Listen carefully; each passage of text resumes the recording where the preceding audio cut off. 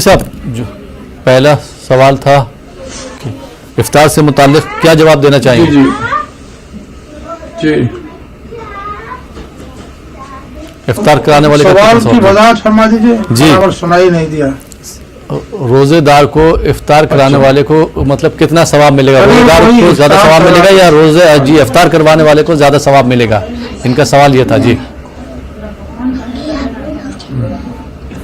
روزے دار اگر روزہ رکھے تو ظاہر ہے اس سے اس کا فرض ادا ہو جائے گا. جی اور اگر ہم کسی روزے دار کو افطار کروائیں تو روزے دار کو جو روزہ رکھنے کا ثواب ملتا ہے ویسے ہی ثواب روزہ کھلوانے والے کو ملے گا.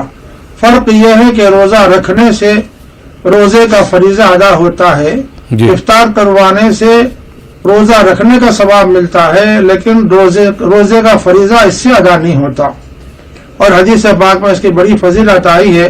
من فطر صائما کان له مغفرۃ لذنوبہ وعتق رقبۃ من النار. اگر آپ کسی روزے دار کو افطار کروا دیں تو اللہ سبحانہ و تعالیٰ اس کے گناہوں کو معاف فرما دیتے ہیں اور اس کو دوزخ سے آزادی کا پروانہ عطا فرماتے ہیں. یہ ارشاد پاک جب صحابہ کرام رضی اللہ عنہم نے سنا تو بعضوں نے عرض کیا کہ یا رسول اللہ ہم میں سے ہر کوئی اس کا قابل نہیں ہے کہ روزے دار کو افطار کروا سکے.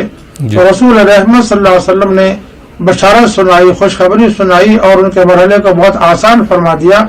ارشاد فرمایا کہ جو کوئی ایک کھجور سے یا پانی کے گھونٹ سے یا دودھ یا لسی کے گھونٹ سے افطار کرا دیتا ہے تو اللہ تعالیٰ ان کو یہ اجر و ثواب عطا فرماتے ہیں.